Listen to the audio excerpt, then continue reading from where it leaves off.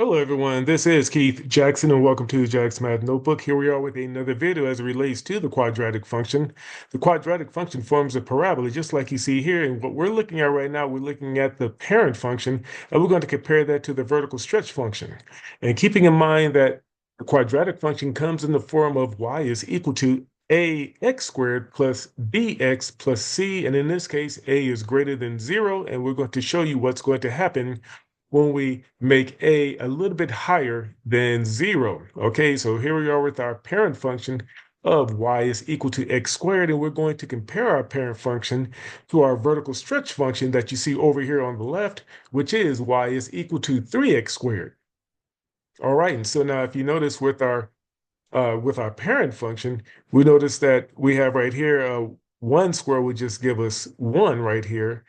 2 square would give us 4, and 3 square would give us 9 right here. But let's look at that over here, in which we're going to compare those same x values on this side.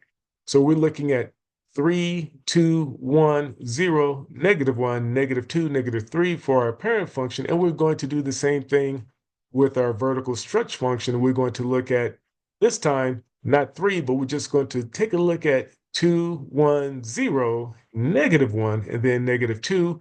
We're going to plug them into this function right here. And so let's take a look at -2, and we're going to square -2. -2 squared will give us 4. 4 times 3 will give us 12. And so if you look right here, so if we look at -2, and then we go up to plot the point at 12, we have our ordered pair at -2, 12. And then for comparison purposes, let's take a look at 2 on the other side. Okay, and so we have 2 squared. 2 squared will give us 4 as well. 4 times 3 will give us 12. And as you can see, it creates a mirror image on the other side, in which in this case, we have 2 comma 12. And remember, we had -2 comma 12 here, and now we have 2 comma 12 right here. And let's move to -1 and see what happens. -1 squared will just give us 1.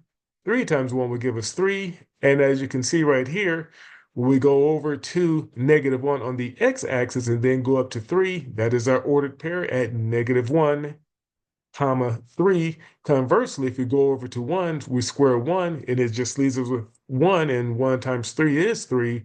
And the same thing is going to happen, creating a mirror image on the other side. And as you know, right here, and we already done it, but we're just going to just really strengthen our point here that 2 squared is give us 4. 4 times 3 will give us 12. And as you can see, we have that mirror image right here, this point to this point. And this is known as the vertical stretch because this parabola looks a little bit skinnier than our parent function.